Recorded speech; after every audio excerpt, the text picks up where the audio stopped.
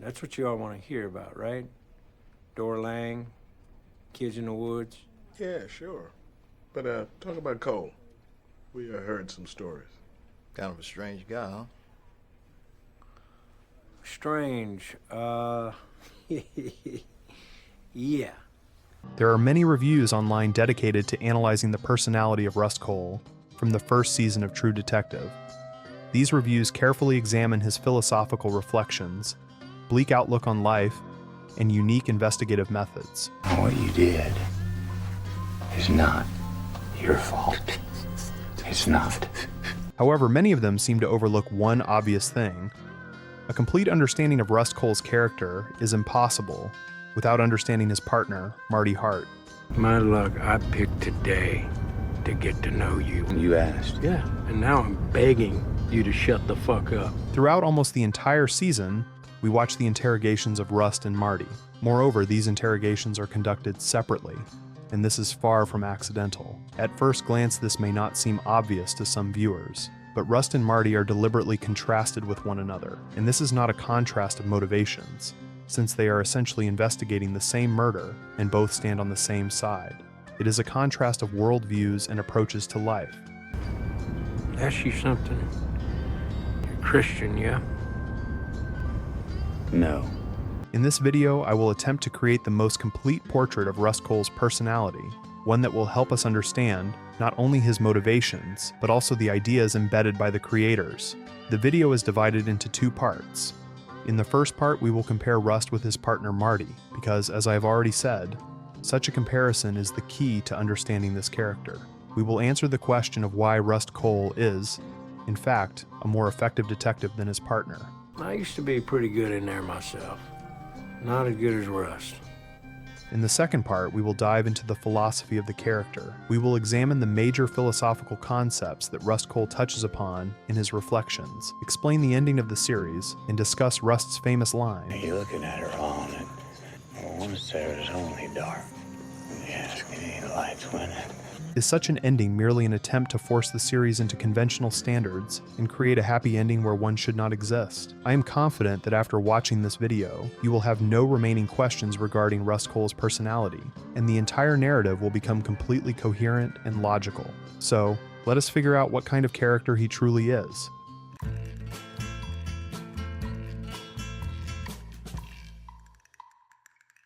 There is an interesting observation regarding the fact that Rust Cohle drinks throughout the entire interrogation. Let's go. Time out. Make a beer run. Well, why don't you hold off on that for a while?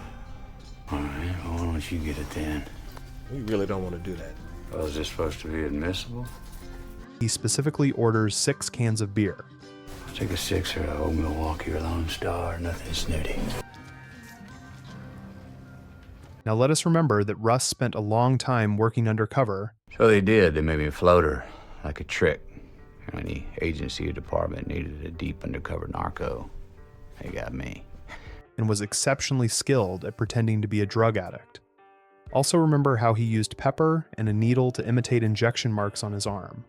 What is that? Ink and cayenne.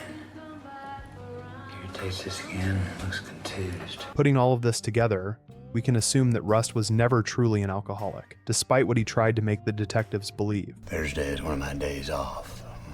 My off days, I start drinking at noon. You don't get to interrupt that. He was simply portraying a washed-up drunk in order to lower their guard.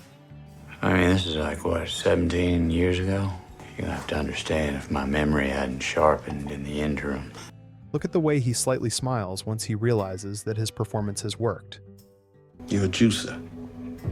Ever black out? Ever wake up, don't remember what happened? Here is another moment that shows him trying to find out what the detectives know about the case. You know anything about that? Yeah, let me see what you got. Jog my memory. Well, let's hear your story first. See how it fit with what we got. This is merely part of his game because, as we know, the people involved in these crimes have powerful connections. Years earlier, the chief of police removed Rust from the case because people higher up ordered everyone to stop digging in that direction. I looked in Billy's eyes. He looked at mine. He got me suspended. Ask yourself this question: why, after all these years, would people at the top suddenly send 2 detectives to investigate an old, long-forgotten case, and order them to interrogate Rust and Marty, perhaps someone discovered that the videotape containing the incriminating evidence had gone missing and decided to start pulling the strings of their connections once again. Make a pretty ace B&E man. Notice he never reported the Baton Rouge break-in, just the Shreveport house. Found those in the safe there. Here is the moment when Rust asks the detectives about their friends in high places. How'd you keep her out of the papers? Maybe you got some friends in high places? It turns out that Rust Cohle understood everything from the very beginning and knew that these two men could not be trusted. He was simply misleading them by pretending to be a washed-up alcoholic. In reality, it was not they who were interrogating Cohle. It was Cohle who was interrogating them. Moreover, at the very end of the interview, Rust says that they merely wasted his time. Thanks for the beer. Beyond that, you wasted my fucking day, company man. The meaning of this statement is that he extracted everything he could from them and realized that they actually knew very little. Therefore, he had simply wasted his time. As I have already said, the key to understanding Rust Cohle lies in his partner, Marty Hart. So let us begin with him. If we ignore the fact that Marty is a police detective, in every other respect he is an absolutely ordinary average man. He has a wife and children, and he tries to maintain family values and stability. Although he does not always succeed, he does not argue with his superiors and prefers to follow established rules in order to avoid unnecessary conflicts. Marty occasionally enjoys having a drink after work, using it as a way to relieve the tension accumulated throughout the day. He is not stupid, but neither is he particularly intelligent, relying on common sense and life experience. He tends to view himself as a capable and successful man. Oh, I was just a regular type dude with a big-ass dick. This helps him maintain confidence in himself and in his role within society. We all fit a certain category. The bully, the charmer, He is a typical Southerner. From his accent, You know, they used to call him the tax man for a while. He come out of Texas, so nobody knew him. Strange. to his habits and behavior. People in the American South, particularly in states such as Texas, Louisiana, Georgia, Alabama, and Mississippi, are often associated with several characteristic traits: hospitality, family values, religiosity, and conservative views. And Marty embodies all of these qualities. However, he also has a serious flaw. In his pursuit of normality and order, Marty often becomes trapped by his own weaknesses and contradictions. He believes in family values, yet he cheats on his wife, using infidelity as a way to cope with his inner tension and dissatisfaction. You gotta decompress before you can go being a family man. Might as well stop by. I don't know, where are you? He even believes that affairs are somehow part of maintaining a strong family. As we later discover, however, his wife strongly disagrees. You wash up, you got some pussy on you. Key to a healthy marriage. Marty believes that he has the right to have both a wife and a mistress, while his wife has no right to be with anyone except him. Fuck, Marty. Get out of here. You got that little shitbird in here? Go away. I'll call the cops. At the same time, he stubbornly refuses to notice any contradictions, I like the way I can have just one beer without needing 20. Holy shit, 3 days in a row. Is that a new personal record? Fuck off. and genuinely believes that everything in his life is perfectly fine. Not me, brother. I keep things even, separate. Naturally, he thinks that it is other people who fail to see beyond the end of their noses. I've noticed you have a tendency toward myopia, tunnel vision. Yet Marty himself not only fails to notice the dissonance in his own life, he simply does not want to notice it. In a conversation with his wife, he unintentionally confirms this himself when he compares his behavior to that of the cartoon coyote. It's like I'm that coyote, you know? The cartoon is like I'm running off a cliff, and if I don't look down and keep running, I might be fine. He refuses to look down, because if he were to look down and truly understand everything that is happening, he would no longer be able to continue living as he always has. He does not wish to accept reality because lying to oneself is easier and more comfortable. If I don't look down, I might be fine. There are also problems involving his daughters. There is a scene in which Marty enters their room and overhears what they are talking about.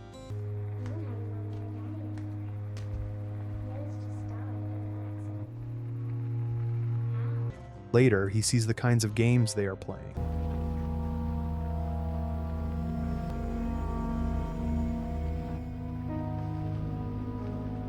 But once again, he chooses not to notice.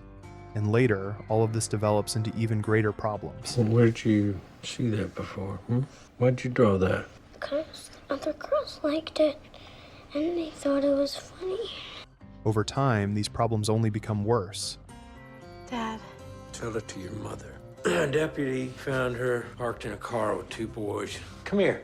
And even at that point, Marty stubbornly refuses to recognize that what is happening to his daughter is partly his own fault. Instead, abusing his authority and violating every possible professional boundary, he simply beats up the young men who were with his daughter. Man's game charges a man's price. Because the important thing is not to look down, not to notice the problems, and then to complain about how everything turned out this way and blame someone else for it. The solution to my whole life was right under my nose. That woman, those kids. And I was watching everything else. Ultimately, all of these actions only deepen his personal problems and lead to the collapse of his family life. See, infidelity is one kind of sin, but my true failure was inattention.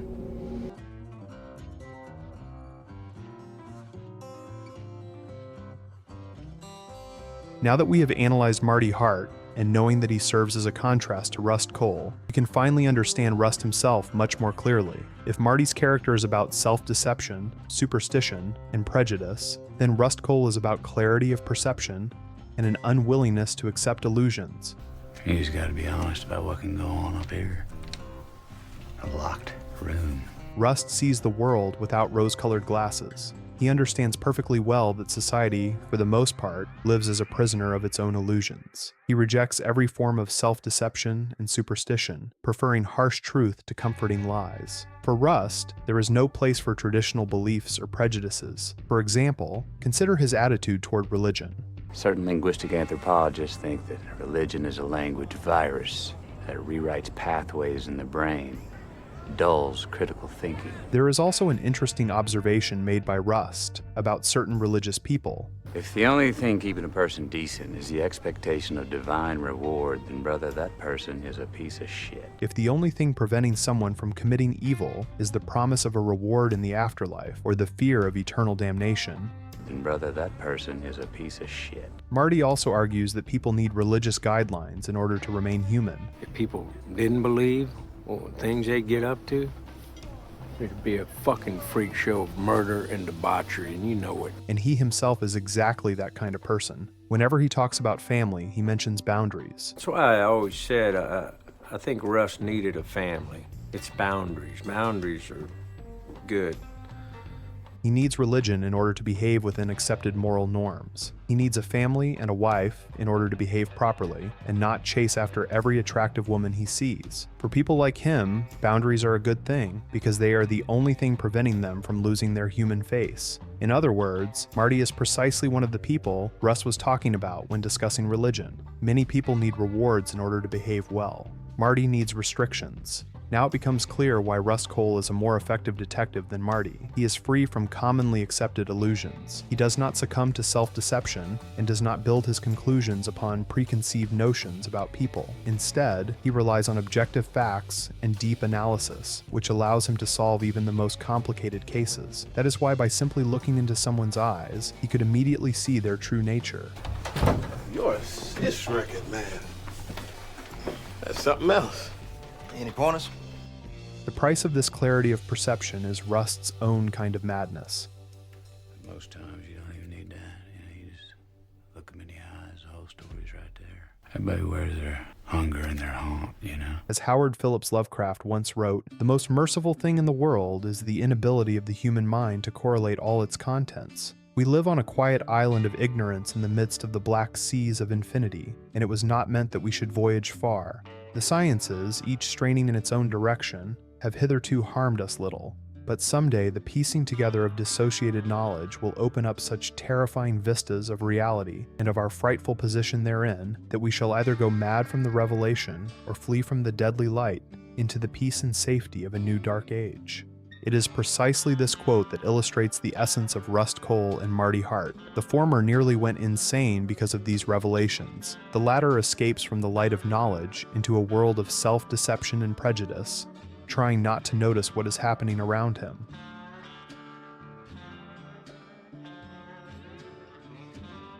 There are many analyses of Rust Cohle's philosophy online, but in none of them have I found an answer to one question. What is the purpose of all these philosophical concepts in relation to the series itself? If one simply listens to all of these ideas, it may seem as though True Detective showrunner Nick Pizzolatto merely decided to fill the protagonist's dialogue with as many philosophical references as possible, following the principle that more is better. But in reality, all of these concepts share something in common that unites them and fits naturally into the narrative. The first of these is pessimism. As a philosophical movement, pessimism argues that life is fundamentally filled with suffering, while the world itself is devoid of meaning and harmony. The roots of philosophical pessimism can be found in the works of Arthur Schopenhauer and Jean-Jacques Rousseau. Schopenhauer, for example, believed that life is a continuous struggle in a state of suffering caused by endless desires and the relentless will to live. Nietzsche, although he proposed his own ways of overcoming pessimism, also acknowledged that the world can be cruel and devoid of any inherent order. The ideas of pessimism were also shared by writer Howard Phillips Lovecraft. Rust Cohle vividly demonstrates his pessimistic worldview. In fact, he openly tells us so himself. I'd consider myself a realist, all right, but in philosophical terms, I'm what's called a pessimist. Here are several key aspects through which his pessimism manifests itself. He believes that human existence is a mistake of nature and that consciousness brings far more suffering than joy. He argues that the best thing humanity could do would be to cease existing altogether. I think human consciousness was a tragic misstep in evolution. We became too self-aware.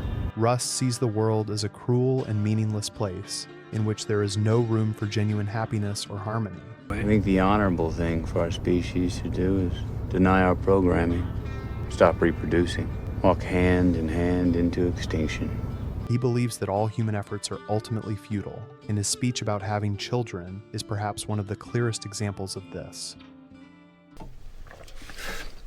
I think of the hubris it must take to yank a soul out of non-existence into this meat, and to force a life into this thresher. As to my daughter, she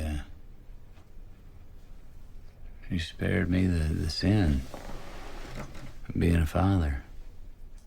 Rust argues that human beings are merely biological machines, programmed to perform certain actions and reactions. People. I've seen the finale of thousands of lives, man. So certain that they were more than a biological puppet. Individuality itself, according to him, is merely an illusion created by our brains. There's such a desperate sense of entitlement, isn't it? Surely this is all for me. Me? Me, I'm so fucking important. I'm so fucking important, right? Fuck you.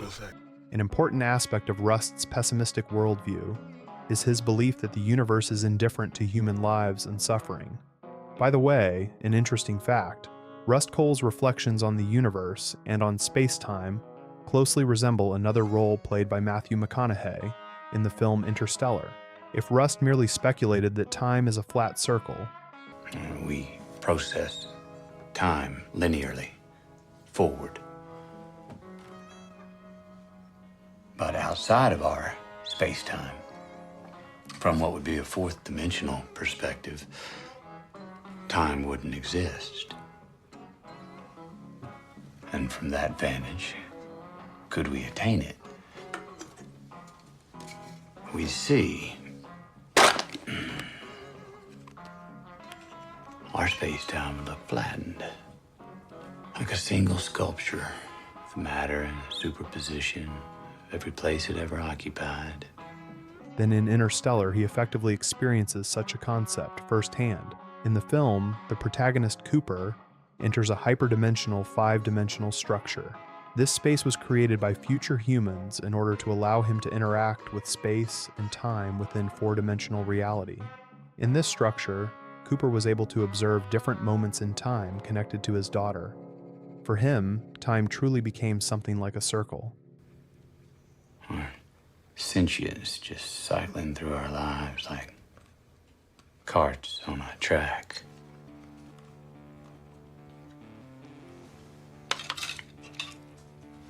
See, everything outside our dimension, that's eternity.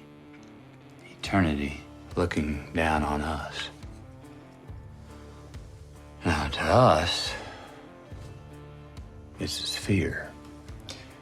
But to them, it's a circle. Interestingly, both True Detective and Interstellar were released in 2014. Therefore, I would even venture to suggest that this particular line from McConaughey, Now, to us, it's a sphere. But to them, it's a circle. may have been improvised, especially considering that he says they, effectively referring to the same idea presented in Interstellar, where mysterious they are mentioned throughout the film. But let us return to Rust Cohle. Pessimism in True Detective is not merely Rust Cohle's personal worldview. The entire series is permeated by this dark philosophy, from the depressing landscapes of Louisiana to the overwhelming atmosphere of hopelessness surrounding the events. If you carefully analyze the events of the series, you will notice that everything in it only reinforces this pessimism. Quiet life, I don't stay out late, I go home.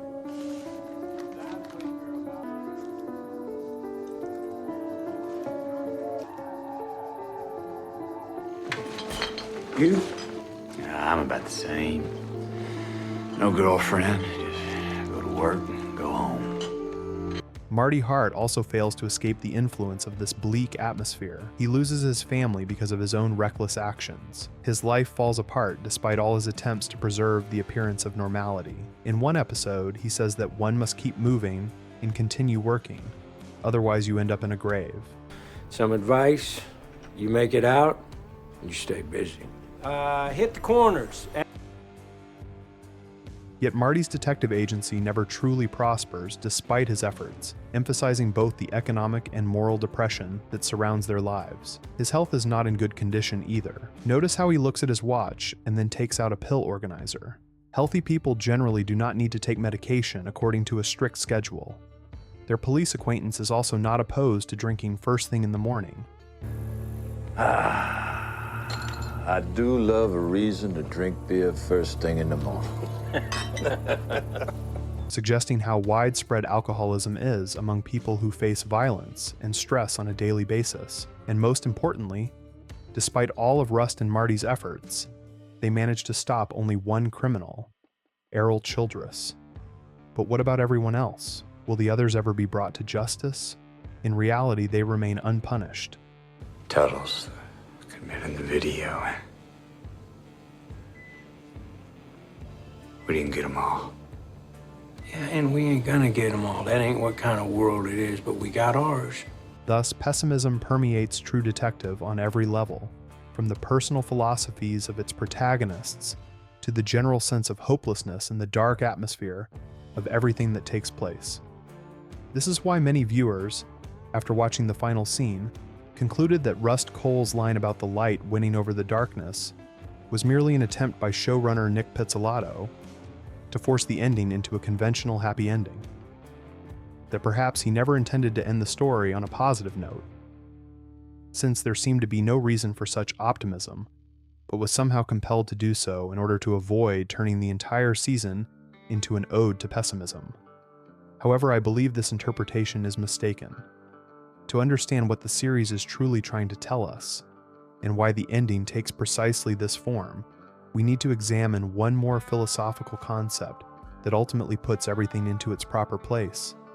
In fact, the key to understanding the season's ending lies in another philosophical tradition, existentialism.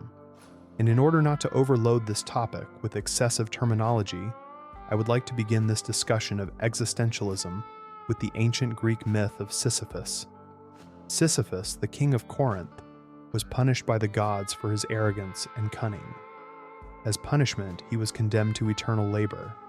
Every day, Sisyphus had to push an enormous boulder up a mountain. However, the moment he reached the summit, the stone would always slip away and roll back down, forcing him to begin again. This is where the expression Sisyphean labor comes from, meaning difficult, endless, fruitless, and ultimately meaningless work.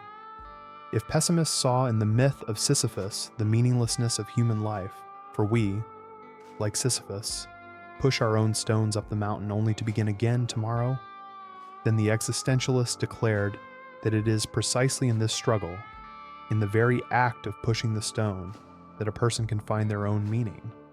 They argued that the meaning of life is not predetermined from the outside, but is instead created by the individual through their actions and choices. Despite the absurdity and meaninglessness of the world, existentialists believe in the possibility of giving meaning to one's existence by accepting freedom and responsibility. Like Sisyphus, who recognizes the absurdity of his labor, yet continues his journey, a person can find joy and fulfillment in the very act of living and in accepting their own existence. In 1942, the French existentialist philosopher Albert Camus wrote his philosophical essay, The Myth of Sisyphus. The essay begins with these famous lines: "There is but one truly serious philosophical problem, and that is suicide. Judging whether life is or is not worth living amounts to answering the fundamental question of philosophy." I think you have already noticed how strongly this statement echoes Rust Cohle's beliefs. Albert Camus used the myth of Sisyphus as a metaphor to illustrate the existentialist problem of searching for meaning in a meaningless world, a world in which faith in old ideals, such as religion, traditional morality, or absolute truths, has already disappeared. Everything that happens to Rust Cohle in True Detective can be seen as a movement from philosophical pessimism toward existentialism. At the beginning of the series, Rust demonstrates extreme pessimism, viewing the world as a cruel and meaningless place. He claims that human consciousness is a mistake of evolution and that all our efforts are doomed to failure. His life is filled with suffering and hopelessness. However, as the story progresses, we see Rust gradually begin to search for meaning in his work as a detective. Like Sisyphus, Rust Cohle recognizes the apparent futility of his struggle against crime, yet he continues on his path and finds meaning in the process itself. Despite his bleak convictions, he stubbornly continues his investigation. For him, this process becomes a way of giving meaning to his own existence. Even if he understands that his efforts may ultimately be in vain, Rust accepts his freedom of choice and responsibility for his actions, which is one of the central elements of existentialist philosophy. Another important aspect of existentialism is the concept of boundary situations. This term was introduced by the German philosopher Karl Jaspers. By boundary situations, Jaspers meant extreme, crisis-like moments in a person's life that force them to confront the fundamental aspects of their own existence. These are moments when a person's familiar understanding of the world and of themselves collapses, and they are confronted with the fundamental questions of existence. Examples of boundary situations include severe illness or the awareness of mortality, extreme suffering or loss, and radical changes in life that undermine one's established view of the world. Karl Jaspers argued that in moments of boundary situations, a person is forced to become aware of their existence itself, and may also experience a transcendent state that goes beyond ordinary perception. Rust Cohle experiences such a state as well.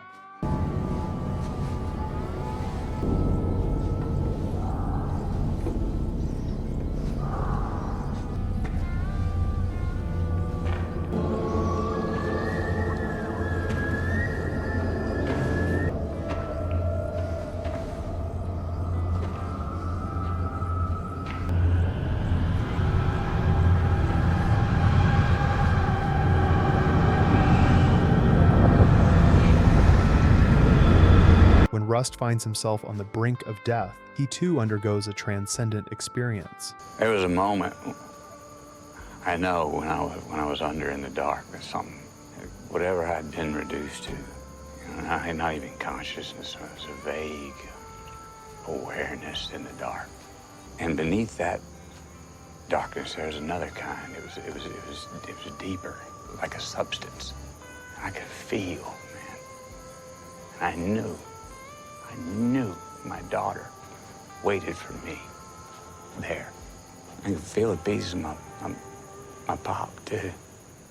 It was like I was a part of everything that I ever loved. And we were all, the three of us, just fading out. And all I had to do was let go. And I did. And I disappeared. But I could still feel her love there. Even more than before. Nothing but that love.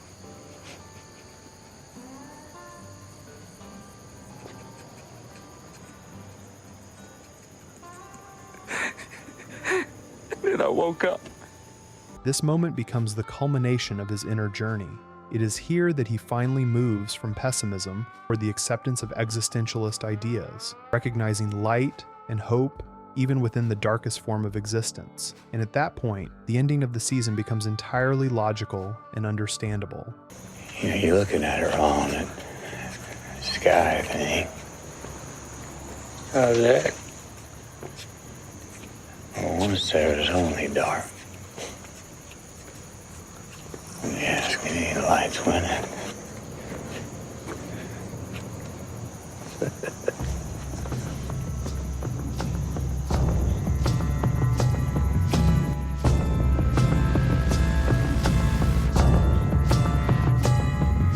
The emptiness that we confess in the dimmest hour of day, in a time